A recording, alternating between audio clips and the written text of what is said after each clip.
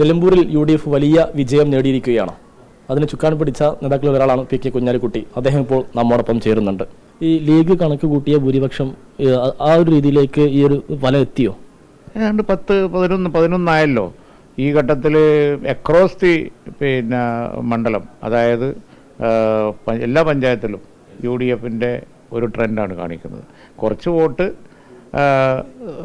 അൻവറിനും അതുപോലെ തന്നെ മറ്റുള്ളവർക്കൊക്കെ പോകുന്നത് കൊണ്ട്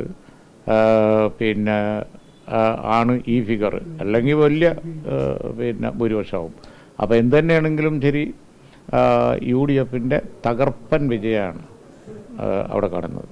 കോൺഗ്രസ്സുകാർക്ക് പറയുന്നുണ്ടായിരുന്നു നേരത്തെ തന്നെ കോൺഗ്രസിനേക്കാൾ ഉപരി ലീഗിൻ്റെ ഒരു പ്രവർത്തനമാണ് നിലമ്പൂരിൽ കാണാൻ കഴിഞ്ഞത് എന്നുള്ളതാണ്. അപ്പോൾ ഇത്തരമൊരു ലീഗിൻ്റെ ചിട്ടയായ ഒരു പ്രവർത്തനം വലിയ രീതിയിലൂടെ സ്വാധീനിച്ചല്ലേ? അല്ല, UDF ഒന്നിച്ച് പ്രവർത്തിച്ചു എന്നുള്ളതാണ്. ഒരു പാർട്ടി മാത്രം പ്രവർത്തിച്ചാൽ വിജയമാവില്ലല്ലോ. കാരണം അവിടെ ഇതുണ്ടായത് ഇത്തവണ UDF ഐക്യമാണ്.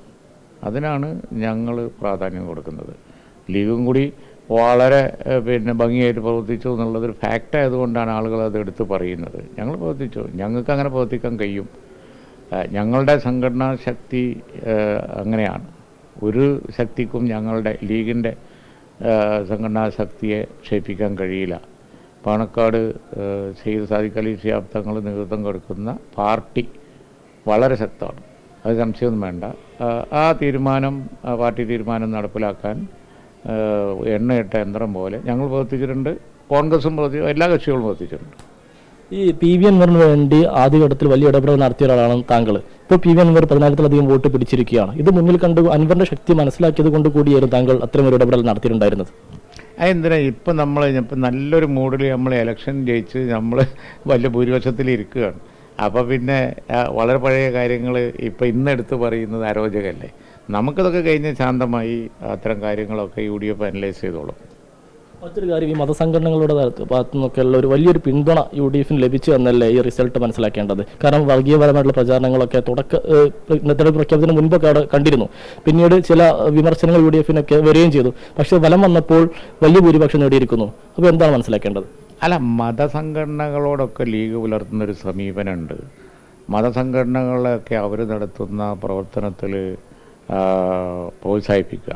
മതസംഘടനകൾ മാത്രമല്ല, വിദ്യാഭ്യാസ രംഗത്ത് പ്രവർത്തിക്കുന്ന MES തുടങ്ങിയ സംഘടനകളൊക്കെ ഇല്ലേ.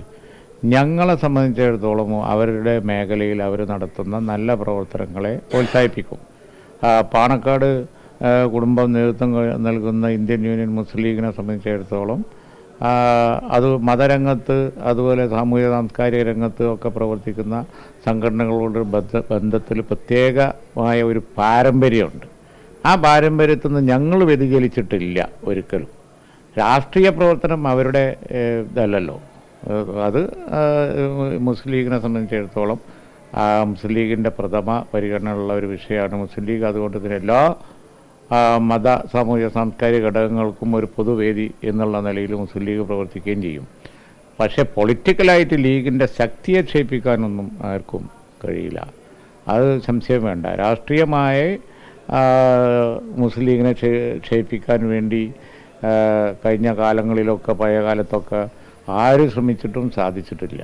ഇന്ത്യൻ യൂണിയൻ മുസ്ലിം ലീഗിൻ്റെ ശക്തി എന്ന് പറഞ്ഞത് മതസാമൂഹിക സാംസ്കാരിക സംഘടനകളൊക്കെ ഞങ്ങളെല്ലാ പിന്തുണയും അവർക്ക് കൊടുക്കും. അവരോട് ഞങ്ങൾ സൗഹൃദത്തിലും പരസ്പര ബഹുമാനത്തിലും കഴിയാണ്.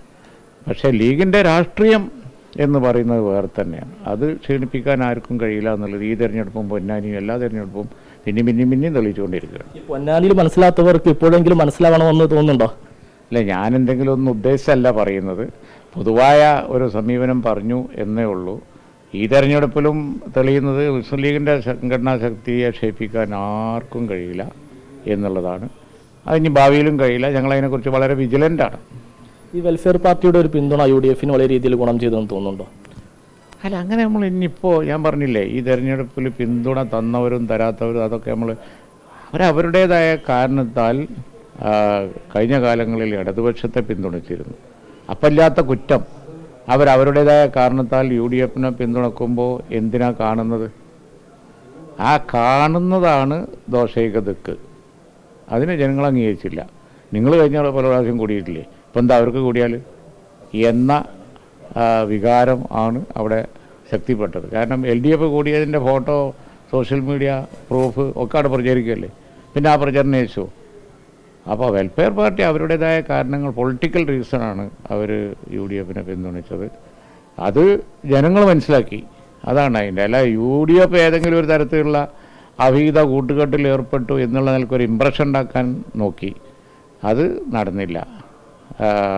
അതുപോലെ ഇതൊക്കെ ഓരോ തരം പ്രചരണങ്ങളാണ് എന്നുള്ളത് പിന്നീട് ഇപ്പോൾ RSS ബന്ധം അത് വന്നപ്പോഴും തെളിഞ്ഞില്ലേ. അപ്പോൾ അതുകൊണ്ട് ഇതിന് ജനങ്ങൾക്ക് കുറേയൊക്കെ അറിയാം. അതുകൊണ്ട് അതൊക്കെ അതിൻ്റെ ഇമ്പോർട്ടൻസേ ജനങ്ങൾ കൊടുക്കുകയുള്ളൂ. ഈ വെൽഫെയറുമായി ബന്ധപ്പെട്ട രാഷ്ട്രീയപരമായിട്ട് കൂടുതൽ യോജിച്ച് പോകാൻ ലീഗിന് കഴിയുമോ ഭാവിയിൽ? അതൊക്കെ നമ്മൾ എന്തിനാണ് ഇപ്പം ചർച്ച ചെയ്യുന്നത്? ഇപ്പം ചർച്ച ചെയ്യേണ്ട ആവശ്യം ആ അജണ്ട വരുമ്പോൾ ഞങ്ങൾ അഭിപ്രായം പറയാം.